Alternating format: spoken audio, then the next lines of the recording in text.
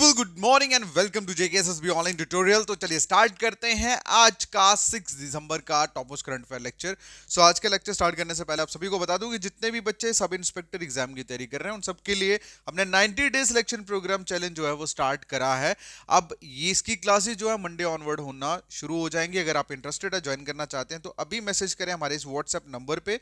आपको फॉर्म का लिंक मिलेगा, आपको फॉर्म फिल करना है, देन उसके बाद आपको पूरी डिटेल जो है वो प्रोवाइड कर दी जाएगी। ऑलराइट, चलिए शुरू करते हैं आज का हमारा current affair lecture.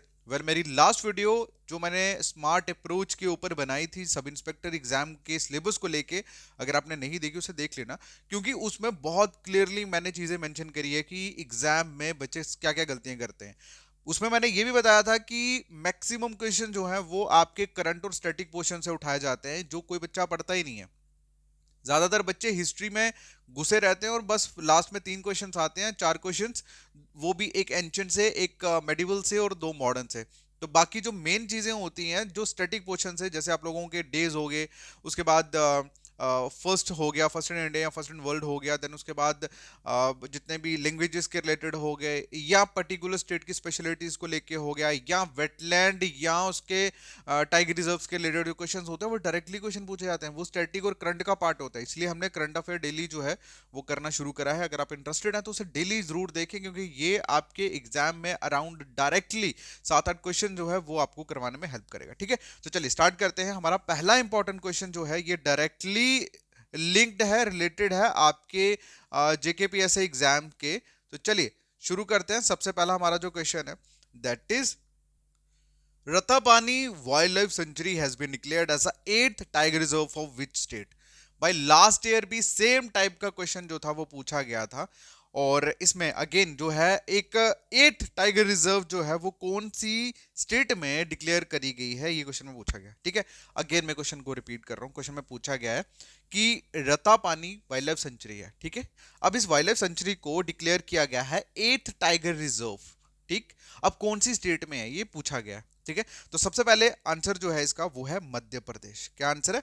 Madhya Pradesh. ठीक है, अब दूसरी चीज, जब ये ऑलरेडी वाइल्ड लाइफ सेंचुरी थी, इसको 8th टाइगर रिजर्व क्यों बनाया? इसलिए बनाया क्योंकि यहां पे आपको 90 टाइगर्स की पॉपुलेशन जो थी वो पाई जाती थी, इसलिए इसको टाइगर रिजर्व घोषित कर दिया गया। दूसरी चीज आपको जाननी है कि सीएम कौन है मध्य प्रदेश के। मध्य प्रदेश की जो सीएम है दैट इज मोहन यादव। क्या नाम है उनका? मोहन यादव। क्लियर है?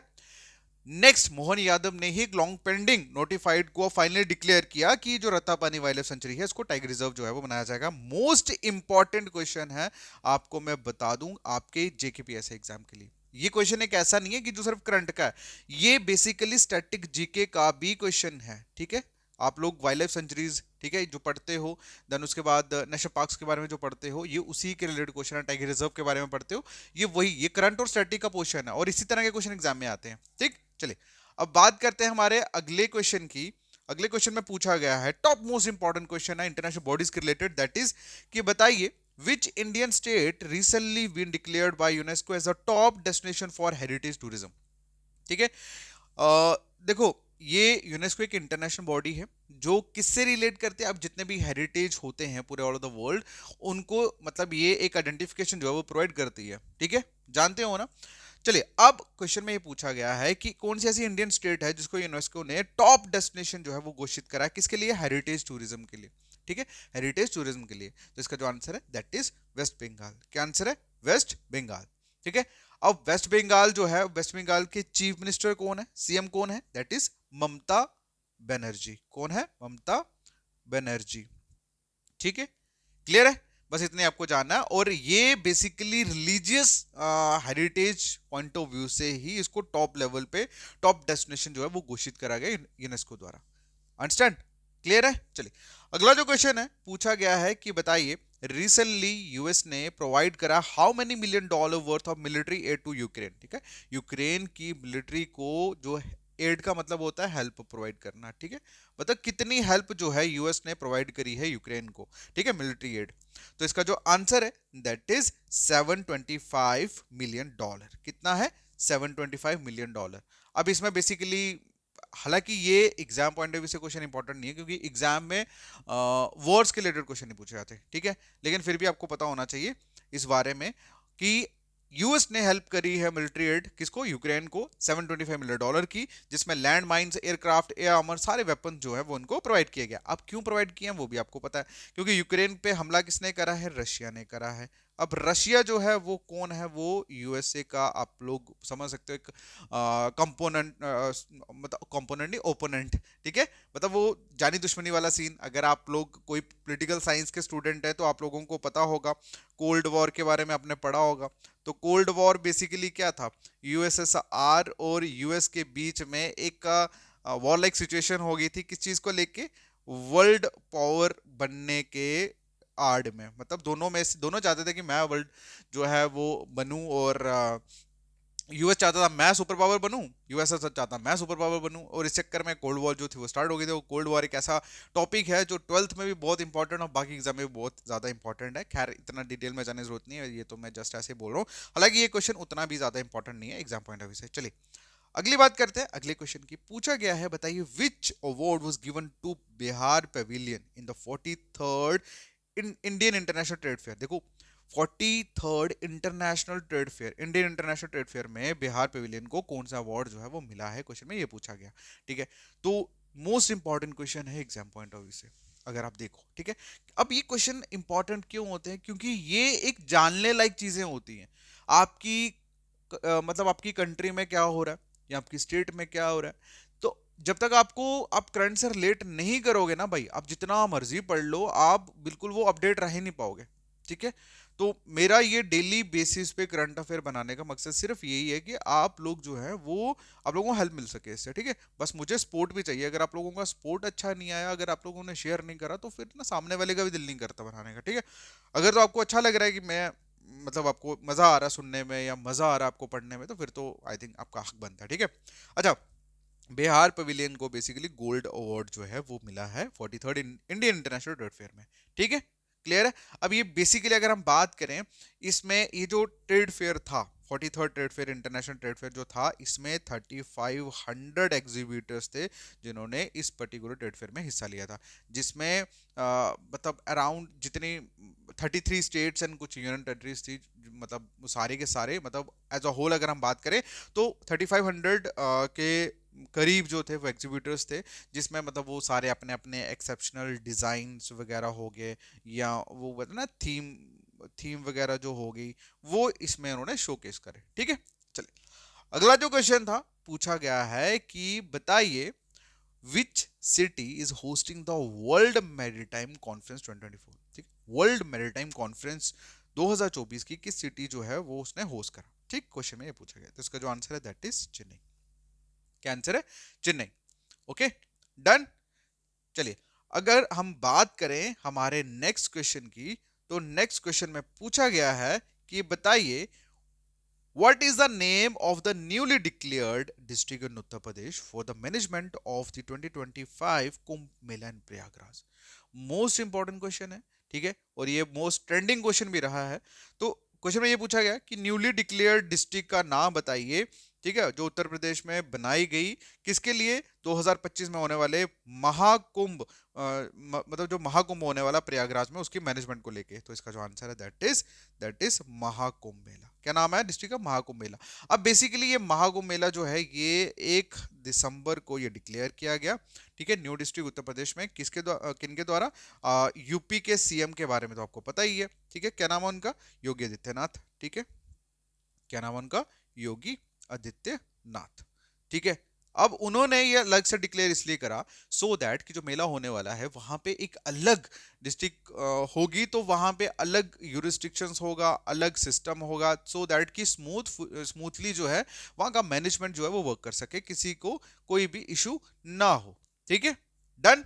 चलिए अब अगला जो क्वेश्चन है, ये क्वेश्चन भी मोस्ट इंपॉर्टेंट है भाई, आपके एग्जाम में पूछा जाएगा ये। देखो मैं आपको एक चीज बता दूं, बच्चों को अक्सर लगता है कि इंपॉर्टेंट, मतलब टफ, इंपॉर्टेंट, नॉन इंपॉर्टेंट, इस तरह से क्वेश्चंस देखते हैं वन। ठीक है, लेकिन मैं आपको बता दूं कि क्वेश्चन जो है वो हमेशा एक इंटेलेक्चुअल फैक्ट के बेसिस पे पूछा जाता है, इंपॉर्टेंट टफ के बेसिस पे नहीं पूछा जाता। ठीक है, चलिए अगला जो क्वेश्चन है पूछा गया, बताइए which country is the host of UNCCD COP 16। ठीक है, कौन सी कंट्री जो है वो बेसिकली होस्ट करने जा रही है किसको? यूनाइटेड नेशन, यूएन का मतलब यूनाइटेड नेशन, ठीक है, एक second, United nation, United nation. आगे सीसीडी का क्या फुल फॉर्म है? सीसीडी मतलब कन्वेंशन टू कॉम्बैट, ठीक है, कन्वेंशन टू कॉम्बैट डिसर्टिफिकेशन, ठीक है, डिसर्टिफिकेशन, ठीक है। अब ये कॉप का मतलब होता है कॉन्फ्रेंस, ठीक है। 16वीं कॉन्फ्रेंस जो है वो कौन सी कंट्री होस्ट करने वाली है? किसकी? United Nation convent to combat desertification की। तो इसका जो आंसर है दैट इज सऊदी अरेबिया। क्या आंसर है इसका? सऊदी अरेबिया है, ठीक है। और फर्स्ट टाइम आप मान लो कि फर्स्ट टाइम में ऐसा मतलब पहली बार ऐसा हुआ है कि वेस्ट एशिया से कोई कंट्री जो है वो होस्ट करने वाली है, होस्ट करने जा रही है इसको, यूएनसीसीडी कॉर्पोरेशन 16 को, ठीक। चलिए अगला जो क्वेश्चन है पूछा गया है कि बताइए, बताइए महाद्वन ग्रीनफील्ड पोर्ट जो है वो कौन सी स्टेट में डेवलप होने वाला है? कौन सी स्टेट में डेवलप किया जाएगा, ठीक है। तो इसका जो आंसर है दैट इज महाराष्ट्र, ठीक है। महाराष्ट्र कोस्टल एरिया जो है वहां पे ये बेसिकली ग्रीनफील्ड पोर्ट जो है वो बनाया जाएगा, जिसमें वो कंटेनर आगे पीछे ट्रेड के लिए यूजफुल होंगे या उनसे काम लिया जाएगा, ओके। अगला जो क्वेश्चन है पूछा गया है कि बताइए which day is observed as the international day of person with disabilities annually. भाई मोस्ट इंपॉर्टेंट क्वेश्चन है, कोई भी एग्जाम उठा के देख लो, डेज में से क्वेश्चन हर साल पूछा था, हर बार पूछा था, लेकिन आप में से कोई भी बच्चा इंटरेस्ट नहीं देता। अब अगर मैं बात करूं इस इंपॉर्टेंट डेज की, ये करंट तो है ही है, स्टैटिक का भी क्वेश्चन है भाई, आपको याद रहना चाहिए क्योंकि हर साल ये दिन आते हैं सेम डेज पे, ठीक है। अब क्वेश्चन में पूछा गया कि international day of persons with disability, ठीक है, जिसे शॉर्ट में आईडीपीडी भी बोला जाता है, ठीक है, ये हर साल कब मनाया जाता है? एनुअली। तो इसका जो आंसर है दैट इज 3 दिसंबर को। कब मनाया जाता है? 3 दिसंबर को। और इसी पॉइंट में से एक और इंपॉर्टेंट पॉइंट निकलता है कि थीम क्या रहती है, ठीक है, क्या थीम क्या रहती है। और अगर मैं थीम की बात करूं तो थीम जो है इस साल की that will be एम्प्लीफाइंग the leadership of person with disability for an inclusive and sustainable future. कहने का मतलब ये कि मतलब जो भी डिसेबल पर्सन्स है उनकी उनको मतलब एक अच्छी लीडरशिप के साथ उनको बढ़ावा दिया जाए ताकि उनका सस्टेनेबल फ्यूचर जो है वो हो सके, ठीक है, मतलब ताकि उनका फ्यूचर जो है वो भी अच्छा और ब्राइट हो सके। समझ आई? ठीक है, एक बार मैं लिख देता हूं सो दैट कि आपको पता लग जाए। मैंने क्या बोला? That is एम्प्लीफाइंग, एम्प्लीफाइंग। देखो जो बच्चा हमारे 90 डेज प्रोग्राम में होगा ना तो उनको ये करंट अफेयर हम मतलब प्रॉपर प्रोवाइड करेंगे, ठीक है। मंथली बेसिस पे पीडीएफ उनको मिल जाएगी, टेंशन लेने की जरूरत नहीं है। Amplifying of person with disabilities, disabilities for N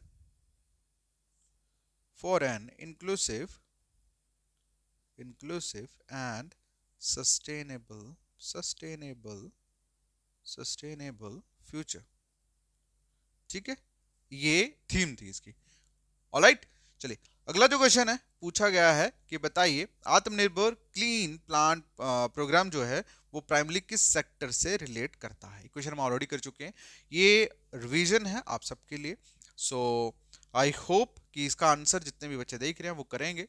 और बाकी हमारा जेकेपीएसआई का कोर्स जो मैंने आपको बताया, अगर आप इंटरेस्टेड है तो आप अभी मैसेज करें 8899799818 के ऊपर, और वहां पे आप फॉर्म फिल करिए, हम खुद आपको मैसेज करेंगे डिटेल के साथ, ठीक है।